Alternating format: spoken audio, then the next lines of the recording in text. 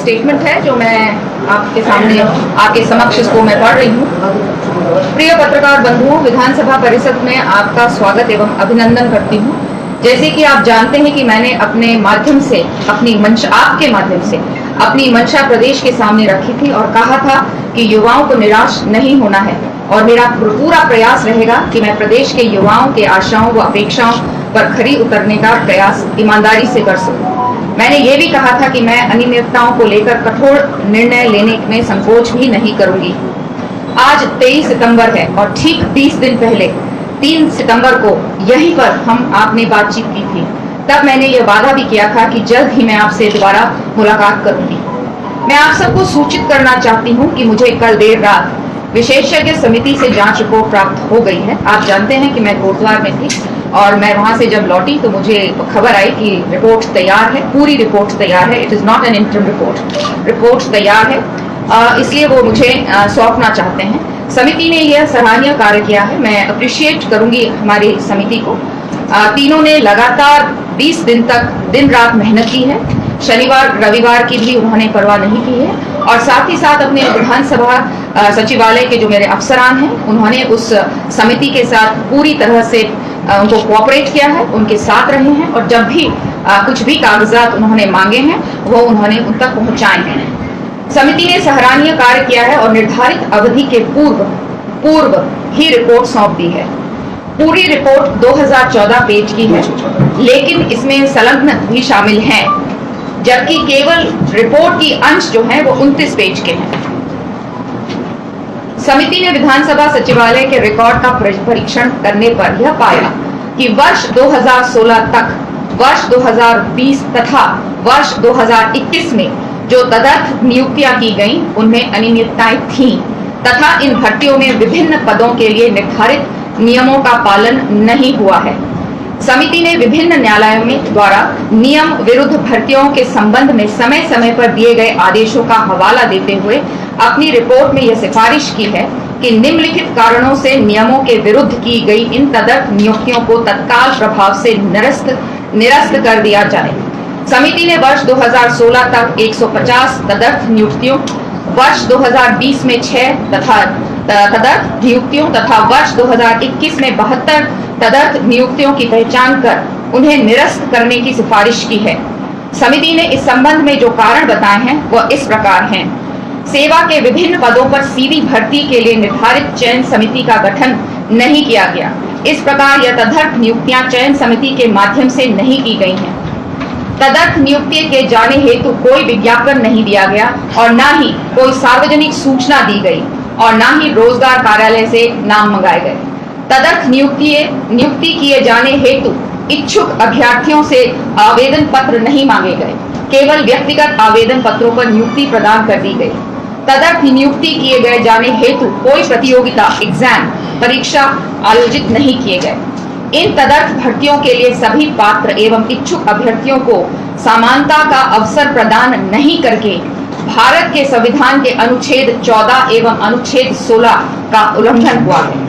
जांच समिति ने अपने रिपोर्ट में इस बात का भी उल्लेख किया है कि कार्मिक विभाग के 6 फरवरी 2003 के शासनादेश द्वारा विभिन्न विभागों के अंतर्गत तदर्थ, संविदा, नियत वेतन, दैनिक वेतन पर की जाने वाली नियुक्तियों पर रोक लगाई गई है।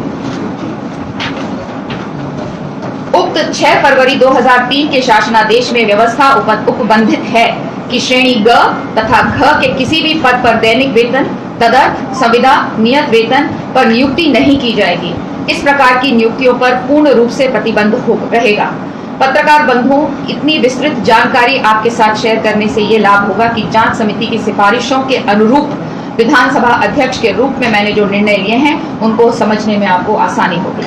विधानसभा अध्यक्ष के रूप में जांच समिति की अनुशंसा को स्वीकार करते हुए वर्ष 2016 तक की 150 तदर्थ नियुक्तियों को, वर्ष 2020 की 6 तदर्थ नियुक्तियों को तथा वर्ष 2021 की 72 तदर्थ नियुक्तियों को निरस्त करने का निर्णय लिया गया है। चूंकि इन तदर्थ नियुक्तियों को शासन का अनुमोदन प्राप्त है, अतः नियमानुसार इन तदर्थ नियुक्तियों का निरस्त करने के लिए शासन को अनुमोदन लेना आवश्यक होगा। इन नियम विरुद्ध तदर्थ नियुक्तियों को निरस्त करने के लिए अनुमोदन हेतु मैं शासन को तत्काल प्रस्ताव भेज रही हूँ।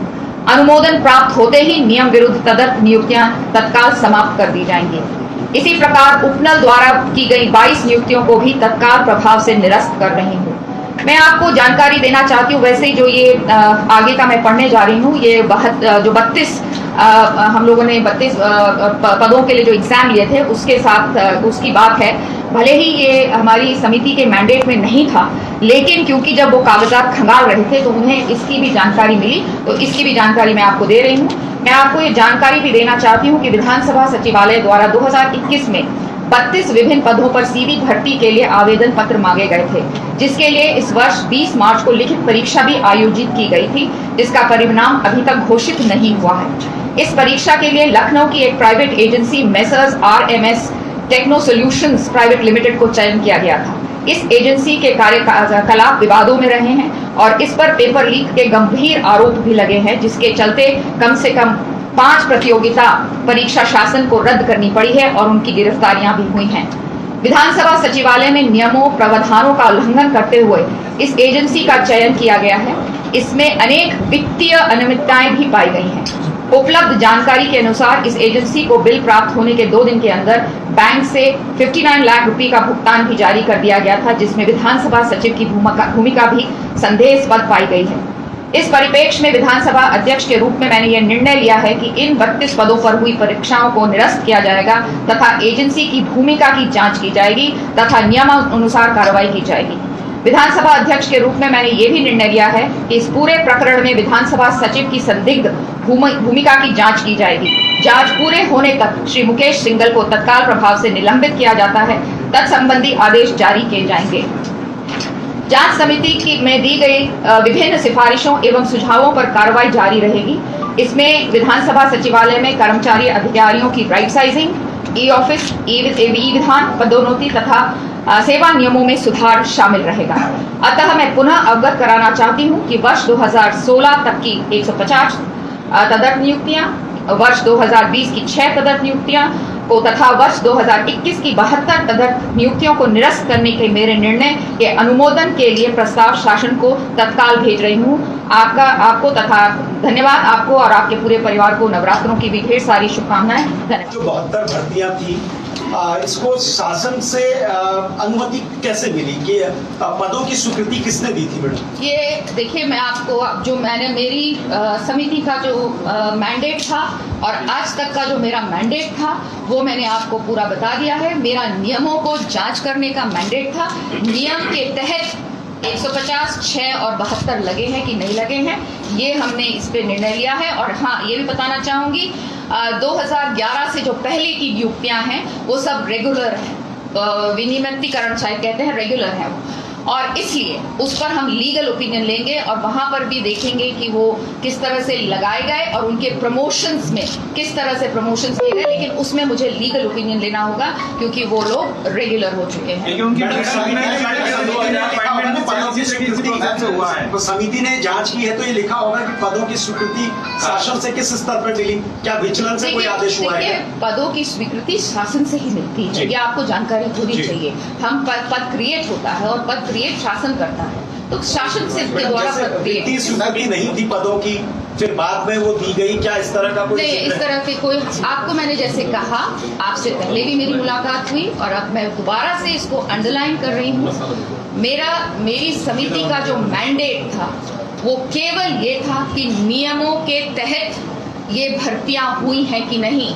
जांच पर पाया गया है कि नियमों के तहत ये भर्तियां नहीं हुई हैं, इसलिए विधानसभा अध्यक्ष होने पर मैं इन जो हमारी भर्तियां हैं इन्हें मैं इसी वक्त तुरंत ही इन्हें खत्म करती हूँ, निरस्त।